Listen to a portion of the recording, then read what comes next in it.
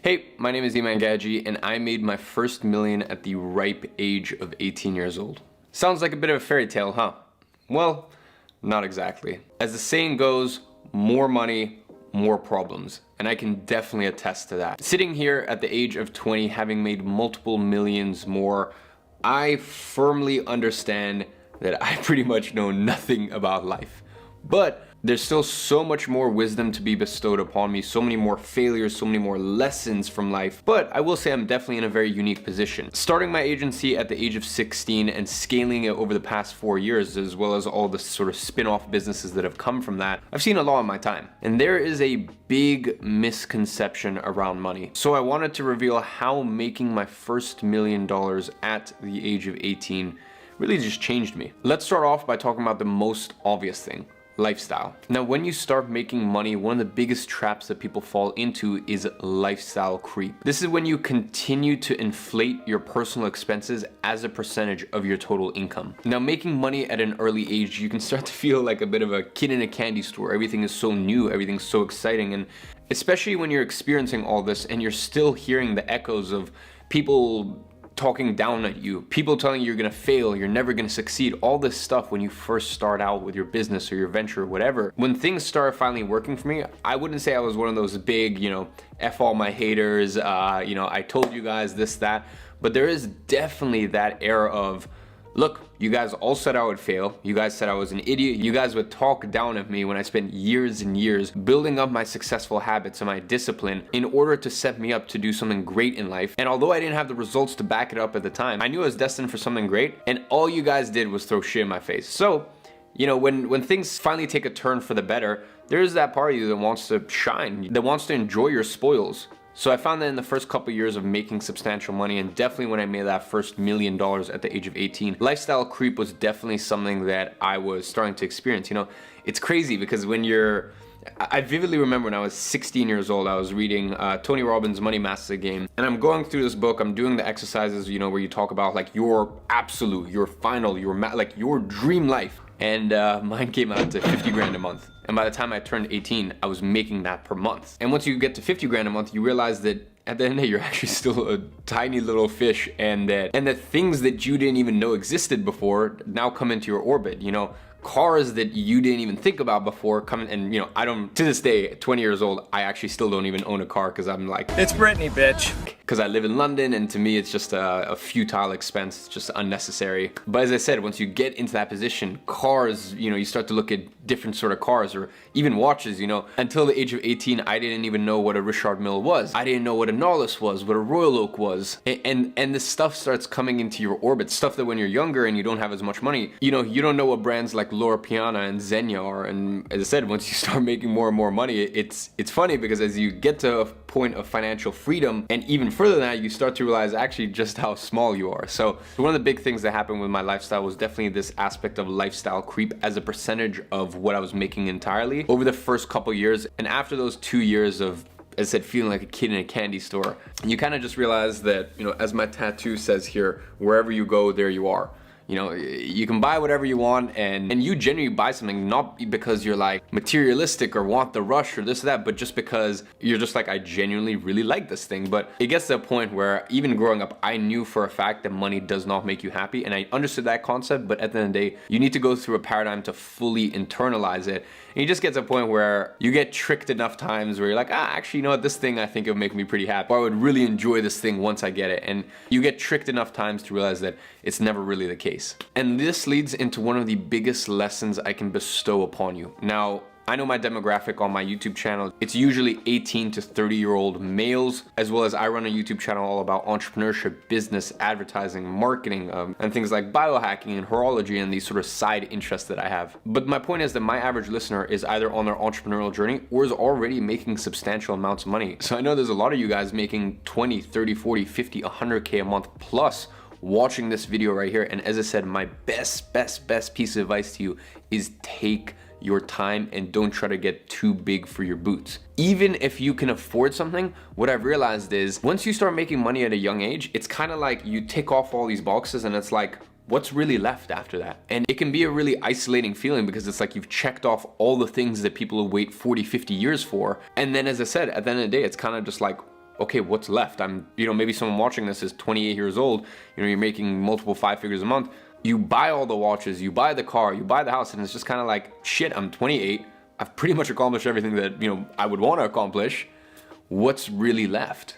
And that's where you'll start to feel very, very jaded. So my best recommendation is take your time, as well as look, if you are in the privileged position to work your butt off, to have the discipline and the focus to attain wealth at a relatively young age. For me, anything below 30, even 35, to me is like attaining wealth at a young age. All I can say is, relating back to my point, take your time, because as humans, we don't really compare ourselves against either ourselves or sort of the wider population. We kind of compare ourselves to our surroundings. That's one of the biggest reasons that I still feel like a tiny fish living here in London. I live in a place called Knightsbridge, and I just will not see a house for less than $3 million. Like it doesn't happen. But you will see a lot of 10, 15, $20 million houses, and living in a place like this, you really realize that, like, hell, I'm a small fish. But when I look at that, I'm comparing myself to 40, 50-year-olds.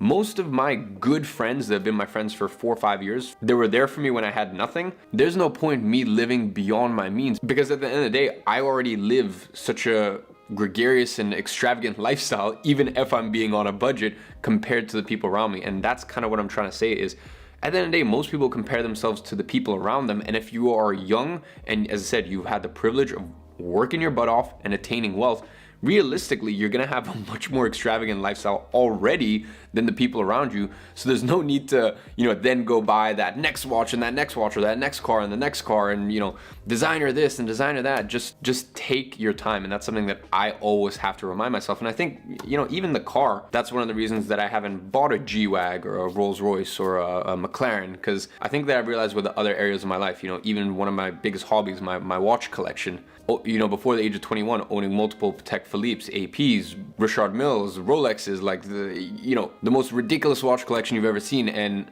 to be honest, I'm 20, so it's like kind of what's left. I've got nothing left. And I kind of actually almost regret the way I went about my watch collection. Part of me doesn't, because I actually make money on my watch collection. It's sort of like a little investment side hobby to me. But the other part of me is like, damn, you should have just taken your time. So as I said, if you are watching this, one of the best pieces of advice that I can give to you if you start making money at a young age is take your time, relax, enjoy it. You have decades and decades to buy that car or that house. Take your time, enjoy the small things. And as I said, that is one of the biggest reminders I have to give myself every single day. The next thing that I learned by making my first $1 million by the age of 18 is you have to watch over your shoulders socially. Obviously that's a big part of your life, and making that amount of money at a young age can feel extremely lonely at times, because at the end of the day, it's really hard to know who you can actually trust.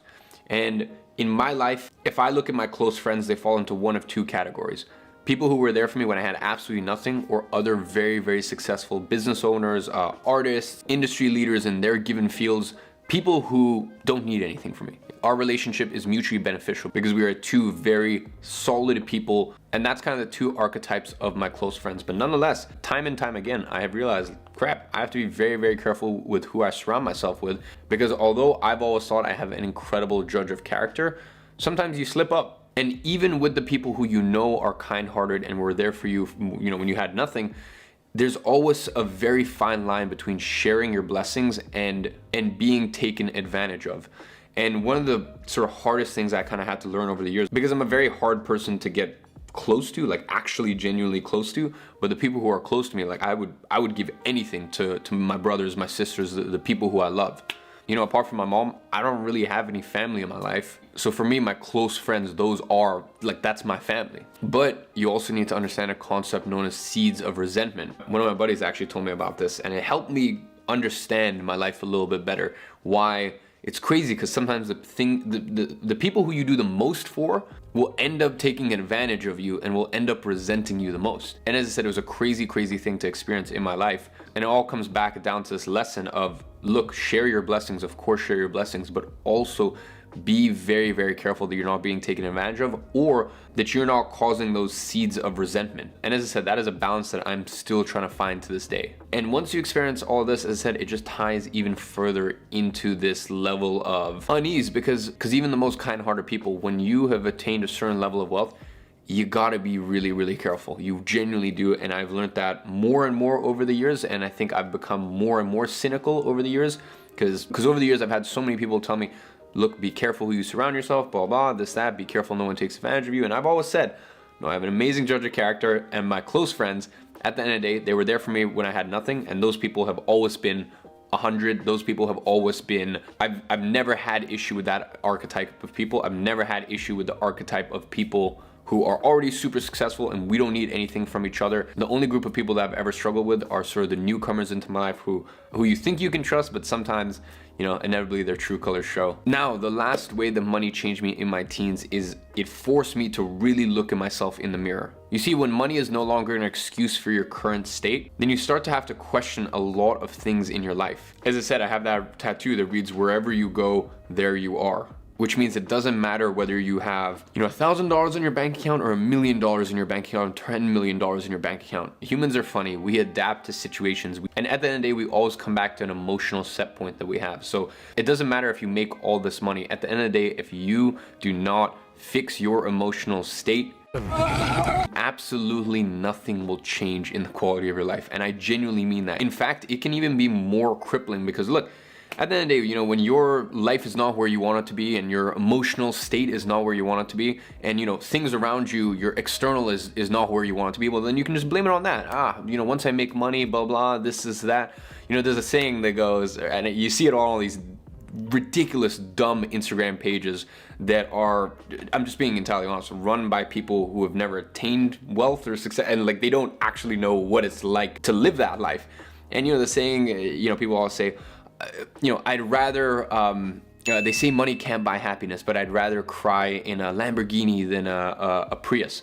I actually don't agree, because when you are crying in your Lamborghini after spending 5, 10, 15 years of your life chasing this dream, that is the lowest low that you could ever face, because what you are facing in that moment is you, and that is the scariest thing you can face. You see, when you're crying in that Prius, you're crying and you're thinking, whatever, I'm in a Prius, you know, once life changes, everything will be fine, and like you have hope. When you go through all of that pain and torture and you're still crying in that Lambo, that's it. Like, you have no hope. It is pure despair at that point. So, as I said, that you know, Instagram quote or whatever is literally the farthest thing from the truth. So once you go through this journey of attaining wealth and you know, you enjoy the spoils of it, and you realize that it really doesn't change your life at all, because your emotional set point is your emotional set point, and that is the thing that you have to work on. Well, then it's this weird sort of cliff edge that you get to, and you're staring out into the abyss and you're like, what's next? And that's where you really have to decide, what do I want from life outside of, you know, all the external and the material world and this and that? What do I want from life? Where do I want my emotional set point to be? What is my mission? What is my purpose? And that is a much scarier question to answer, and that is a much scarier endeavor to go down than, I'm gonna go down the journey, the endeavor of attaining wealth. That's a pretty, that's not an easy journey, but it's a simple journey to understand. The other journey is very open-ended, and it takes a lot of mental anguish and a lot of questioning yourself. And having that sort of experience at such a young age it's crazy, because as I said, you know, most people, they live their life with this hope and these dreams and their aspirations, and, you know, they're constantly working towards something. And you see it all the time, sort of midlife crises, you know, at 35, 40, you know, people realize like, crap, you know what, maybe my life was meant for something else. But to have, you know, for me personally, to have that at like 18 or 19, where it's genuinely like, money, that's it, like money is not a thing anymore in my life. I know everyone is listening to this and like, oh, poor you, man, blah, blah, all this. But no, genuinely, as I said, then it poses a very different question of like, what do I want from my life?